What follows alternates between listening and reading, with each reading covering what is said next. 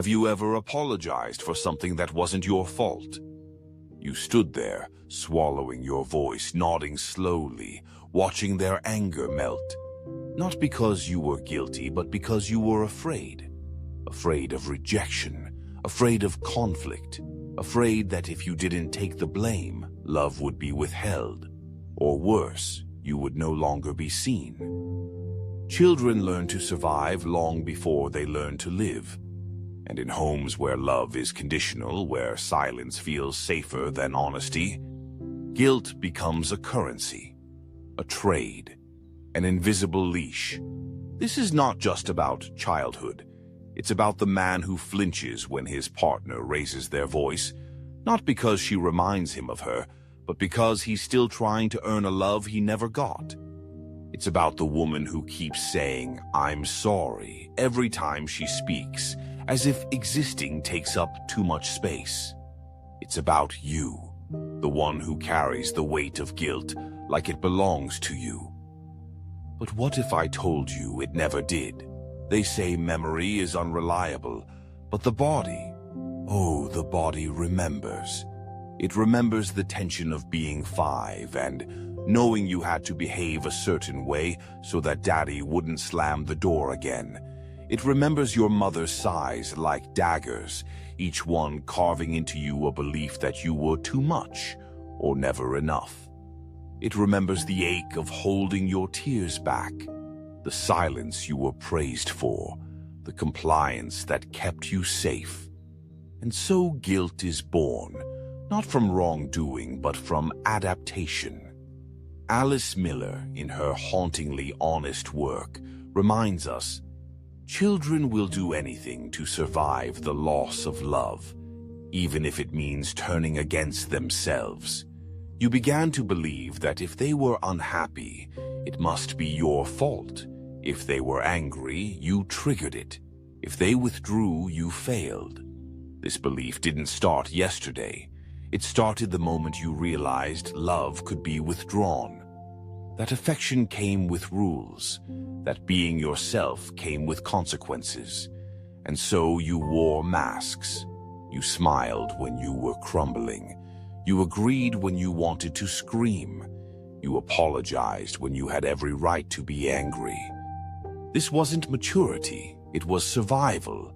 But the tragedy is that we carry these adaptations into adulthood, mistaking them for personality.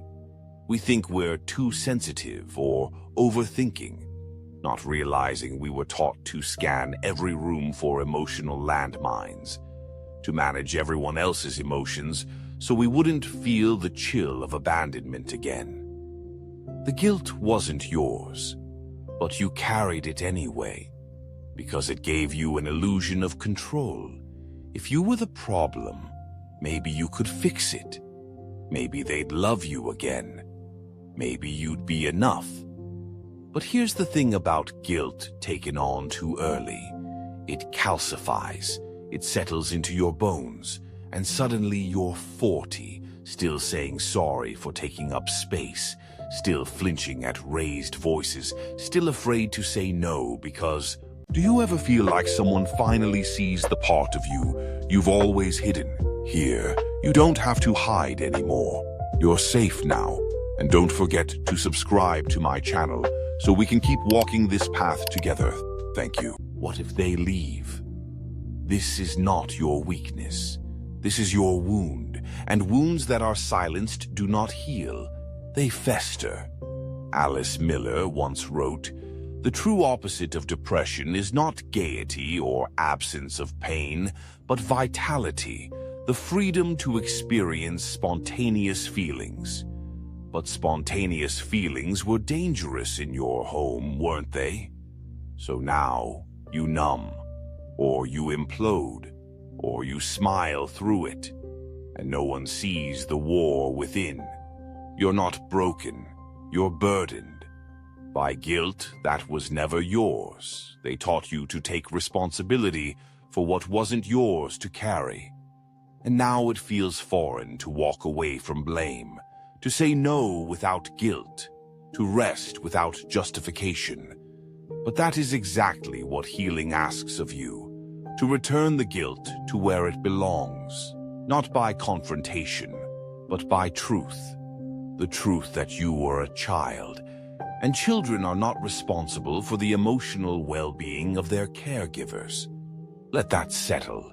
You were not responsible for their rage, their withdrawal, their neglect. You were not too loud, too needy, too emotional. You were just a child asking to be loved, and they didn't know how. So they blamed you, and you believed them. Because what's more terrifying than a parent who is broken? A child will do anything to keep the illusion of safety, even if it costs their sense of self. So what happens when you begin to set it down? When you stop apologizing for your needs? When you realize that their unhappiness was not your failure, but their inheritance? That's when the real grief begins. Not for what you did, but for what was done to you. And grief is not weakness. It's the body remembering what it deserved but never received. It's the soul reclaiming its right to exist unapologetically.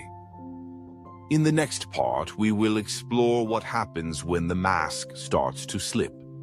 When you no longer play the role they assigned you. When the system begins to break, and you finally begin to breathe. There comes a moment when the performance no longer works. You forget your lines. The smile falters. The laughter doesn't reach your eyes. You find yourself in the middle of a conversation, nodding, agreeing.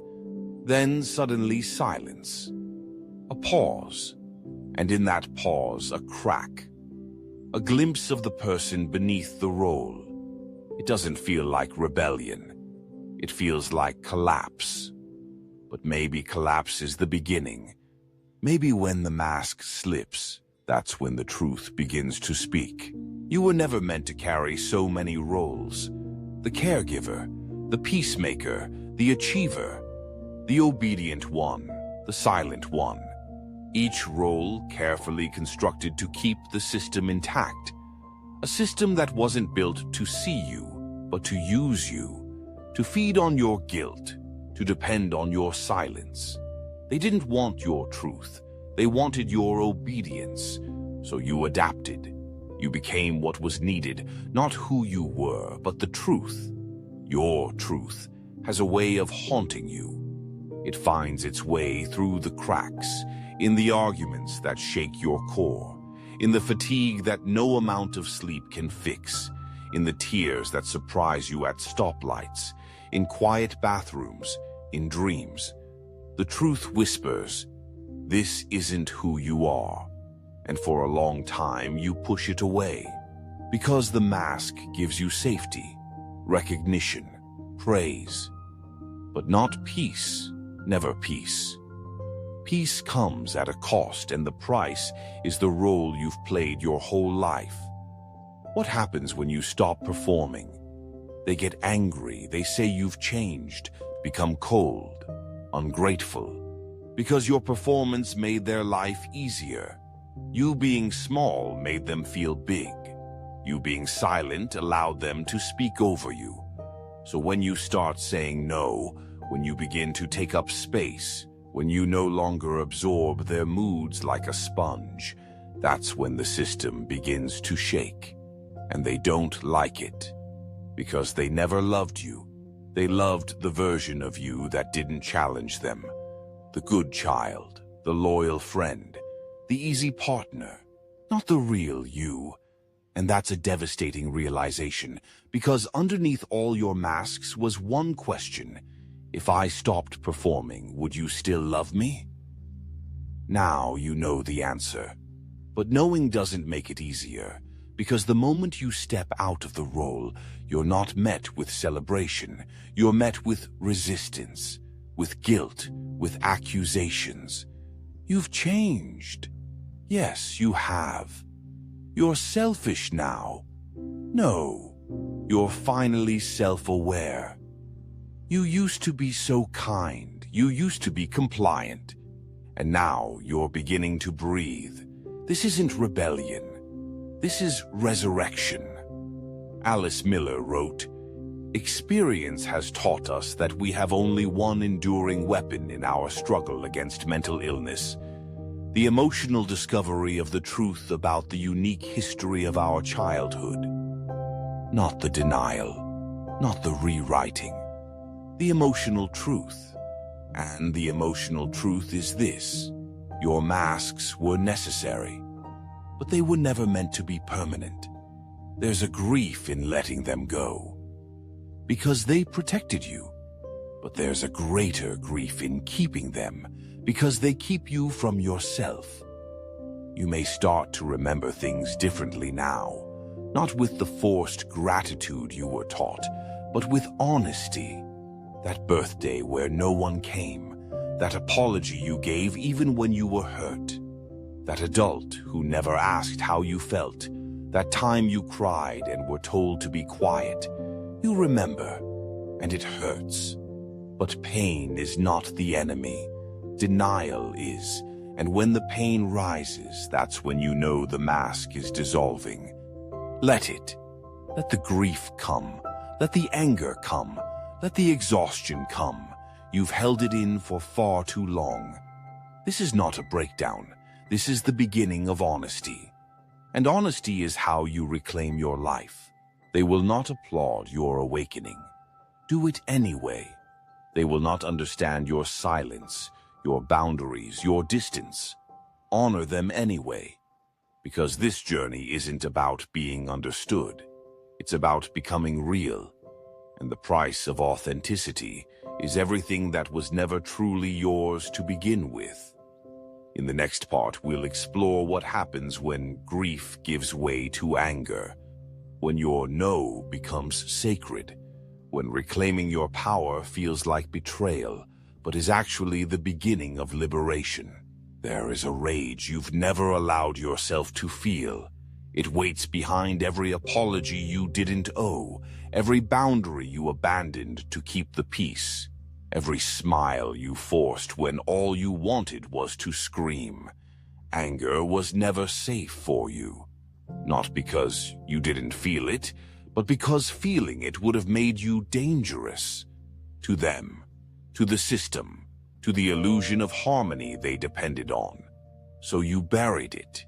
You turned it inward, and now it shows up as self-hatred, shame, depression, a deep fatigue that no rest can heal. But what if anger isn't the enemy? What if it's the doorway back to yourself? They told you anger was ugly, but they never asked why you were angry. They silenced the child who asked too many questions, shamed the teen who rebelled, dismissed the adult who finally said, "This isn't okay." And all the while they called it love. But love without truth is control. And you were not loved for your truth. You were loved for your compliance. So of course you learned to be afraid of your own fire. Because when you raised your voice, they walked away. When you said no, they withdrew. When you asked for more, they made you feel guilty. Anger was punished. Submission was rewarded. So now, when you feel that fire rise, you shame yourself. You say, "I'm overreacting." You say, "I'm too emotional." But the truth is, you're not too much. You've just been too silent for too long. Anger is not the opposite of healing. It is a part of it. It is the sacred signal that says something isn't right. It is your soul's refusal to be mistreated. It is the boundary you never had words for. It is the defense you were never allowed to build. And now, it is the compass pointing you back to your dignity. Alice Miller said, "The truth about our childhood is stored up in our body, and although we can repress it, we can never alter it. The body remembers what the mind tries to erase. Your clenched jaw, your stiff shoulders, the headaches, the ulcers, the panic attacks, all of them. The body's protest. Because every time you said, 'I'm fine,' when you were breaking, a part of you died.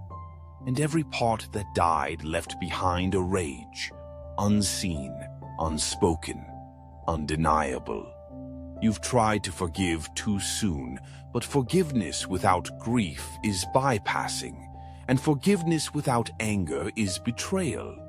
You don't owe them your peace before you reclaim your power. You don't owe them your understanding while you're still bleeding. The healing begins when you stop rushing to be okay, when you sit with your anger long enough to hear what it's trying to say, and it will say things you've never dared to admit. That wasn't love. They never protected me. I deserved better. Anger isn't here to destroy you. It's here to resurrect you. It is the child in you finally screaming, "I mattered." It is the adult in you finally saying, "I choose myself now." Let it speak. Let it shake the walls. Let it rewrite the narrative. Because the world taught you to be palatable, agreeable, small. But healing asks you to be honest, loud, whole. And that means you will lose people. Not everyone can survive your truth, but the ones who remain, they won't love your mask. They will love you. You will not always be angry. This fire will not consume you, but it will burn away the lies you were forced to live inside.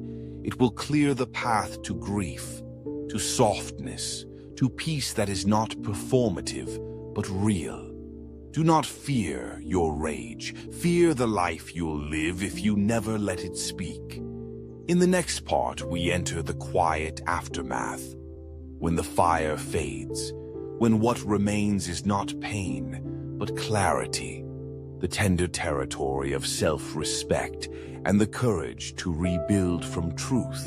There's a strange quiet that follows the storm.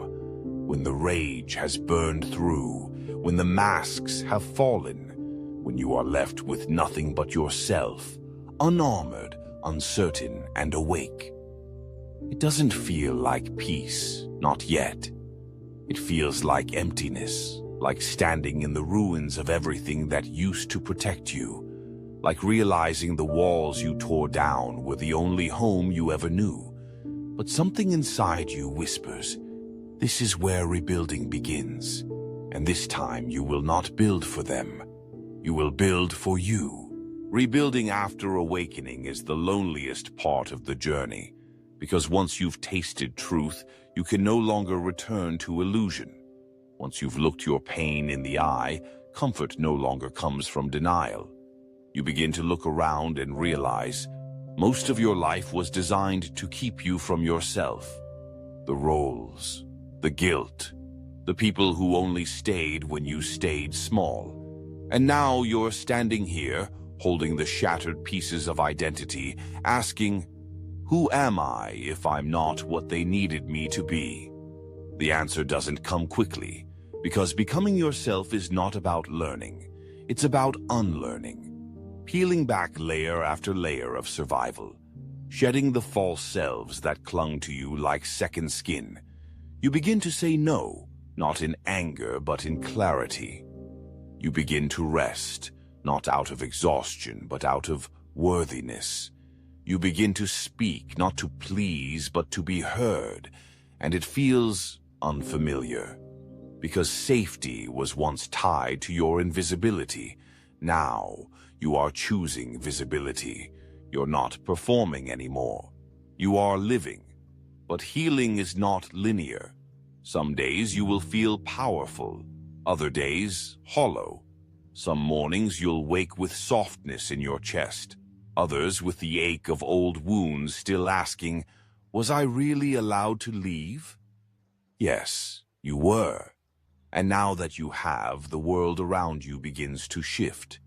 You notice the way conversations drain you, the subtle manipulations you use to ignore, the way your body tenses around certain people. You begin to trust your body. You begin to trust yourself, because the further you walk away from guilt, the closer you come to intuition. And intuition was buried for so long beneath obedience, shame, and self-doubt. Now, it begins to rise. It rises when you cancel plans without explaining. It rises when you say, "That doesn't feel right." It rises when you leave the room, the relationship, the belief system that once told you to stay. And the more you listen to it, the more it speaks.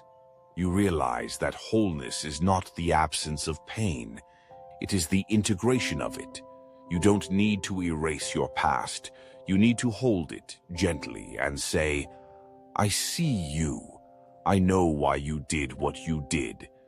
But we are safe now." Alice Miller reminds us, the way we were treated as children is the way we treat ourselves as adults. So you begin treating yourself differently. You feed yourself with kindness. You rest without guilt. You stop chasing people who cannot meet you in your truth. And as you do, a quiet power returns. Not the power of control, but the power of presence. You're no longer trying to prove your worth. You are embodying it. You look in the mirror, and for the first time, you don't see someone who needs fixing. You see someone who survived. And more than survived, someone who is beginning to live. There is grief in this becoming, not because you're broken, but because you're finally whole. And being whole means you can feel everything. The loss, the love, the fear, the joy. You are no longer edited. You are real, and that in itself is a rebellion. In the next part, we enter the sacred work of reparenting, of becoming for yourself what they could never be. The inner sanctuary where your healing becomes permanent and your worth unquestionable. There is a moment when you realize no one is coming. Not to save you, not to fix what was broken, not to finally say the words you've always longed to hear. You were right. You didn't deserve that. And in that moment, something cracks open. Not from despair, but from truth. You begin to understand that what was once missing now must come from you, not as a burden, but as a birthright. This is where reparenting begins. To reparent yourself is not about blame. It's about responsibility. The responsibility to become the source of the love, safety, and validation you were denied. You are no longer the child. You are the caretaker now, and the child within you still waits. Waits to be held without judgment, waits to be protected, even from your own self-criticism. Waits to be told, you were never too much. You were never not enough. You were simply never seen. So now you see them. You see the version of yourself who learned to shrink, who swallowed pain, who smiled to survive. And you say, I won't abandon you anymore. This is what it means to heal. It's not grand gestures. It's the quiet decisions. To eat when you're hungry. To rest when you're tired. To say no when your soul aches with discomfort. To leave rooms that feel like cages. To whisper, I matter, even when no one echoes it back. And at first it feels unnatural, because neglect was your normal. Because love felt like earning. Because your needs were once inconvenient. Now they are sacred. You stop shaming your fear. You start listening to your anxiety. You ask your sadness what it wants to say. You become gentle with your rage. You learn that every feeling is a messenger, and the child within is the one sending letters, hoping you'll finally read them. You read them. You reply. You say, I'm here now. I'll listen. I won't make you wrong. And little by little, the child begins to trust. They stop bracing for punishment. They start believing in safety. Not because the world is different, but because you are. You no longer abandon yourself for love. You no longer stay silent to be accepted. You no longer confuse pain for loyalty. Alice Miller taught us that healing begins when we stop siding with the abuser inside us, the one who repeats what was done to us. You were taught to be hard on yourself. Now, you choose softness. You were taught to fix yourself. Now you offer compassion. You were taught to earn love. Now you remember, you are love. Reparenting is not a destination, it's a daily practice. It's choosing presence over performance, curiosity over criticism, care over control, and the more you practice, the less you seek from those who could never give. You stop reaching for closure from the ones who harmed you. You stop begging for recognition from the ones who ignored you. You stop offering explanations for why you are finally choosing peace. Because some things don't need to be understood. They need to be honored, and your healing, your becoming, is one of them. This is not the ending. It's the beginning of your return to your voice, to your worth, to yourself. The guilt was never yours, but the freedom that's always been waiting for you. Now you claim it, not with vengeance, but with quiet power, with boundaries, with truth, with the knowing that you are no longer surviving. You are alive, you are home.